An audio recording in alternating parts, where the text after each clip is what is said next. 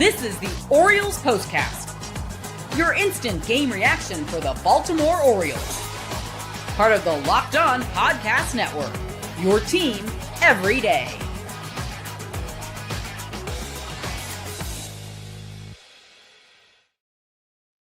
Good evening, everyone, and welcome to the Baltimore Orioles postcast here on the Locked On Podcast Network. My name is Luke Slabaugh. It's Wednesday night, 9:05 on the East Coast, and the comment section here live on YouTube speaks for itself. Nehemiah Lockett says, "Why, Keegan, Akin, why?" Goob commenting, "Who didn't know that Keegan, Akin would blow this save?" And Daniel Barry commenting as well, "Happy Wednesday to everyone." Milo, "I would say they shouldn't have put Keegan, Akin in the ninth inning, but you could say that for just about anyone." This show streams live to YouTube, as you can tell, and we're available wherever you get your podcasts on demand for free. The O's fall 3-2 to the Boston Red Sox here on this Wednesday night. They're now 2 games under 500 when it comes to one-run games. They're 19-21, 13 games under 500 with this loss. 60 and 73, and it is on them to avoid the 4-game sweep tomorrow. However, let us start with the good, and that is what the O's might have on their hands in 25-year-old right-hander Roansy Contreras. This is what you'll be talking about. Pretty good hitting team in the Boston Red Sox, and be able to shut them out through those middle 7 innings was spectacular. Claimed off waivers from the Yankees in February, Roansy Contreras burst onto the scene with the Pittsburgh Pirates in 2022. Through 91 innings in Norfolk this year, 14 starts in 28 outings, ERA in the high 3s. There's something there. And this is why you play the game in September when you're out of contention. See what you got in your hands and see how this guy might factor into your plans. He's got a lively arm. And this is where the game is heading, right? You have the opener, and Dietrich Enns gives up the leadoff homer to Roman Anthony. And in a strategic move to break down the game into bite-sized pieces, you will start to see teams, even competitive ones, break down the game for an opener to go 2 innings, a closer or a back end of the bullpen to go 1 or 2 innings, and then just getting that middle third of the game on lock. Someone who's got a little bit of a lively arm who might not be able to go 6 innings every time out, but be able to intimidate hitters and keep them off balance and have some velocity in their arm. And we saw that with Contreras. He was throwing the ball pretty darn fast up there around 97, if memory serves. We'll have to go to Baseball Savant and finally iron this out. A lot to juggle tonight between Enns giving up the leadoff home run to Roman Anthony, his second of the series and second of the year. I would just say that there are a few rules coming to baseball, I would say, in the coming years. I think, for one, they're going to taper down the mound visits that catchers can do, so they're not going out every inning. That was supposed to be the case with the mound visits. I think they'll eventually allow pinch runners for catchers on the base paths. That'll be one. And rethinking what the official game is, because starters now are just averaging barely 5 innings. And so in order to get a win, to record a win, you'll probably be able to throw under 5 innings pitched as a starter. Yeah, Roansy maxing out on 98 on that fastball. So let's see how he did it. Comes in with 2 outs there in the top of the third, and taking over for Dietrich Enns. Probably Mansolino, interim manager Tony Mansolino, should have let him finish this inning. Gets ahead of Alex Bregman 0-1, and then clobbers him in the back with the 2-seam fastball at 98 miles an hour. Hello, welcome. However, he gets Trevor Story to chase a 2-seamer elevated at 97 for fielder's choice, gunner to Jackson Holliday to end the frame. MLB.com game day was labeling some pitches sinkers that kind of came off as more pronounced changeups, 88, 89. And so I might use those terms interchangeably. Gave up a double to Ceddanne Rafaela with 1 out there in the top of the 4th, but able to get Nathaniel Lowe to pop out to Gunnar Henderson on that changeup looking pitch, and Masataka Yoshida to ground out to Jackson Holliday on that same change. It's been a good series for David Hamilton there in the bottom of the order for the Red Sox with 1 out in the top of the 5th. He singles to left, and fastball outside at 97, had to go out and get it.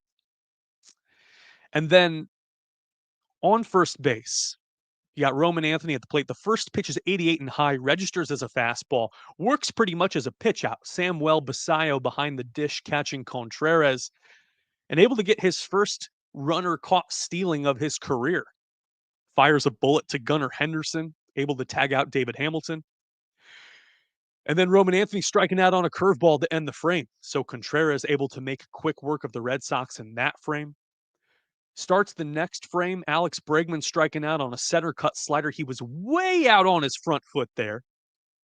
Trevor Story flying out to Colton Cowser in center on a first pitch fastball at 96.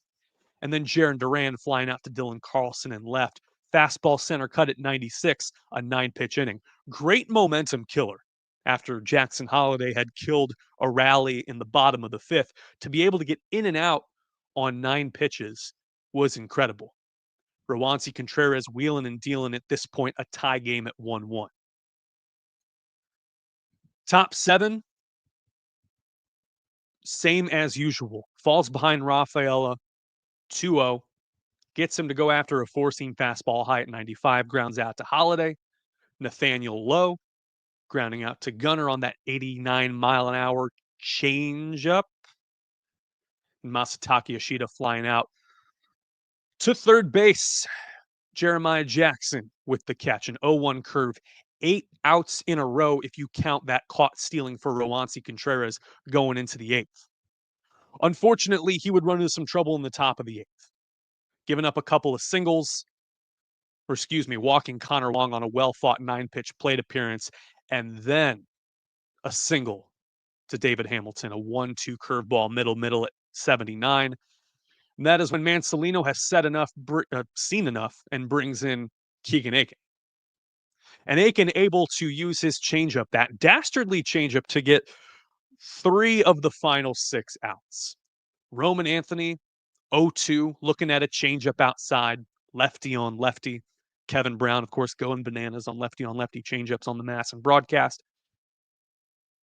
Alex Bregman, full count, striking out on a slider low and in. And then Trevor Story, first pitch changeup, grounds out into a fielder's choice. Gunnar Henderson, fleet of foot, throw into Jackson Holliday. So the final line on Roansy Contreras, 4 1/3, no earned runs, 3 hits, 2 strikeouts, and the 1 walk there at the end to Connor Wong that doesn't come back and bite him. So the O's go into the 9th inning, ready to do business, 3 outs away. What happened? Time to reveal where the game was won or lost. It's the turning point. You really don't have anyone to trust in the back end of the bullpen. It definitely needs some work going into 2026, depending on what your philosophy is and how David Rubenstein will spend money. Bullpen's a good place to look at. Obviously, the rotation is the glaring issue. No one here has consistently pitched the 9th inning. 0-2 count to leadoff man Jarrett Duran. Pokes a 4-seam fastball through the left side. You got a fast guy there on first base. Doesn't even need to steal. Cedon Rafaela, 1-1 changeup, blasts it over the left field fence to give us our final score of 3-2. First home run off of Keegan Akin's change all season. And that is where I will leave it for the pitching. Coming up, breaks went the O's way on offense, relatively speaking. And they did better with runners in scoring position than the Sox did. A couple of things that are starting to stick out like a sore thumb, and we'll talk about that. We'll get in out of here in 15, 16 minutes tops. We'll look ahead to tomorrow as well. Marquee matchup for an afternoon game on Masson. This is the Orioles Postcast. Please stick with us.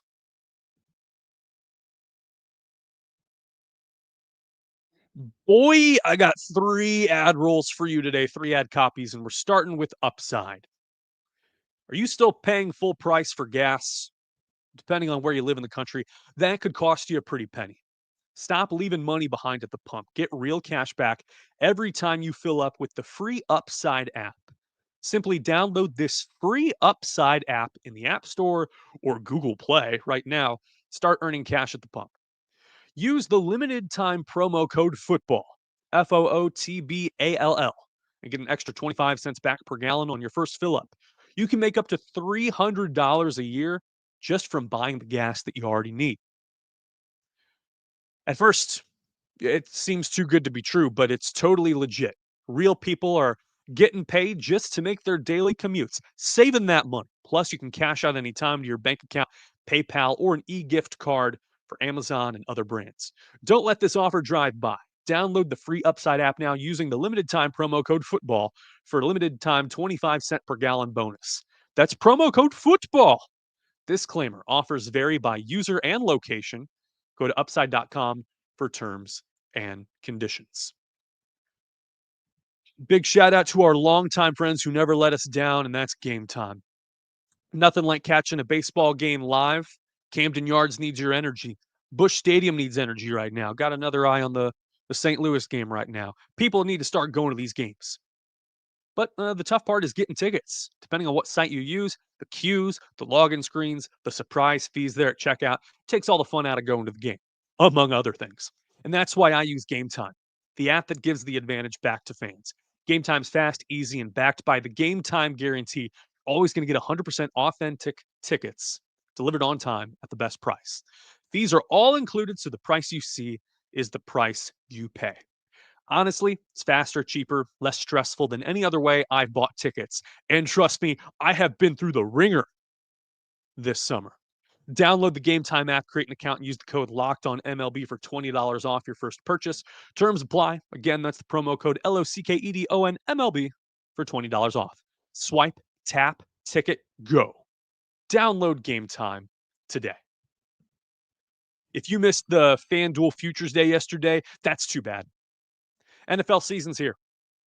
FanDuel's making sure you're ready to kick off with a can't-miss offer. Right now, new customers can bet just $5, and if your bet wins, you'll get $300 in bonus bets to use across the app. FanDuel is awesome because it fits however you like to bet. Player props, building a same-game parlay, or even jumping in live as the action unfolds. So are you ready? Are you ready? You better be. Download the FanDuel app now by visiting fanduel.com to get started. That's fanduel.com to place your first $5 bet. Thanks to FanDuel for sponsoring this show.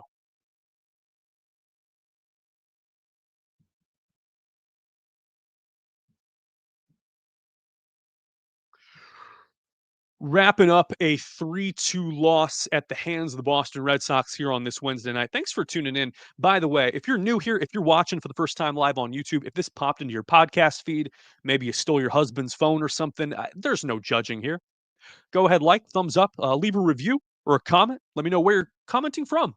We like to get interactive down in the comment section, and there's Orioles content every day on this show. So if you're just a baseball diehard, you're a fan, or you're just trolling YouTube right now, this is a good community. Good people here in the comment section, despite what you might see. O's fell behind 1-0 on the leadoff home run to Roman Anthony. Dietrich ends 3-1 fastball, just running out over the plate. It happens. But they were able to get back on the board relatively quickly. 2 outs. Kobe Mayo, riding an 0 for 14 going into this game, pokes a single through the left side hole. And with Dylan Beavers up at the plate, a passed ball by Connor Wong is a magic maker. Mayo advances to second base, no problem. And the breaks go the O's way today. It's their only hit with runners in scoring position, but it's a good one as they finish 1 for 6. Dylan Beavers chasing a changeup outside. Good bat to ball skills by this kid. I really like Beavers. He's really good. And he taps this one shallow pop fly into center. Cedar Rafaela, who is a beast covering ground out there, dives for it, has the catch, and as he's descending to the ground, the ball goes in and out of the glove. He tends to get a boo-boo on his wrist there. I think the glove flipped over and he just landed on his wrist weird. And the ball pops out. So it's a clean hit, ruled a double in the box score. It'll be a line drive to people who watch this game or read this box score 5 years hence.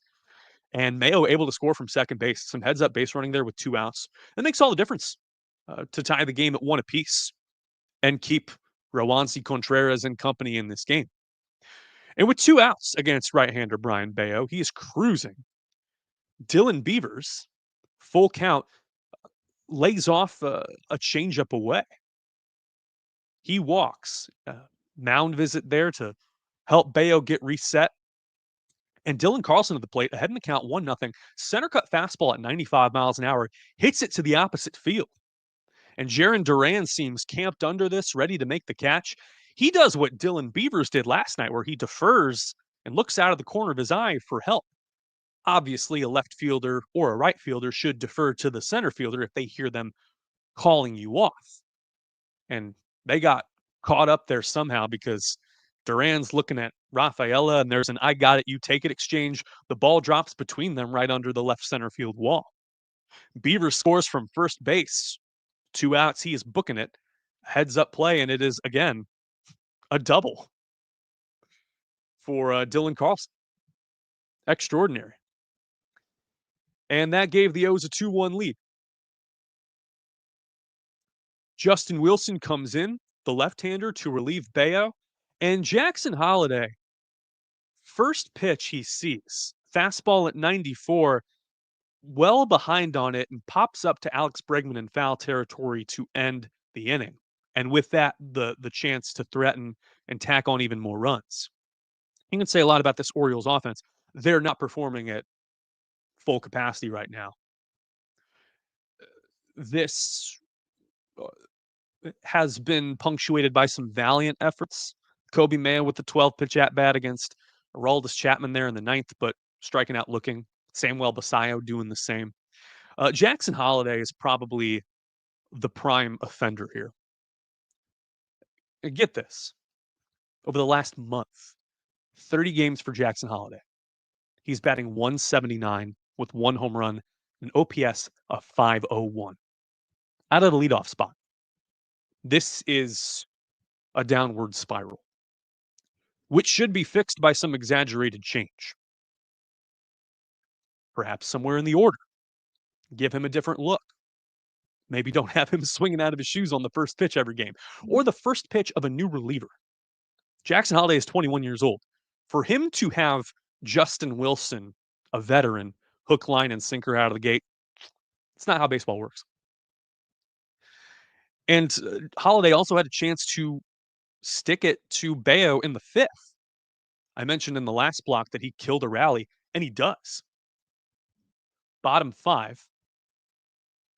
Bayo has retired 8 in a row after he gets Kobe Mayo to fly out. 1 out, Dylan Beavers. 1-0 count, hits a single up the middle. 107 exit velo. Nice line drive. Dylan Carlson lines out to right. So you got yourself a runner there at first base with 2 outs. Jackson Holliday is ahead in the count 3-0. 3 balls, no strikes against Brian Bayo. Does he have the green light? Cloudy with a chance of absolutely the heck not. No. Situationally, tie game, 1-1, runner on first, 3-0. You are in the business of getting base runners. This is just simple approach. This is baseball. And 3-0, chases a cutter outside, skewers himself into the ground, rolling over on a cutter to David Hamilton, and the inning is over. Spikes his helmet. Looks like Emily Blunt doing it. The O's carry on, and they have a 105 first pitch tomorrow on Masson. Left-hander Garrett Crochet, former University of Tennessee standout, go Vols. One of the front runners for the AL Cy Young Award, leads the league in wins and innings pitched. How about that? 1 shutout to his name this year, 14-5 with a 2.38 ERA, 207 strikeouts this season. All-Star campaign, 1 of the books. Cade Povich is his counterpart, 2-7 with a 5.13 ERA. He is not Garrett Crochet. And that'll do it. I want to thank you so much for tuning in here to the Locked On Orioles postcast. The final score tonight, Boston Red Sox 3 and the Baltimore Orioles 2. Good night. Stay safe. And I will see you right back here tomorrow night.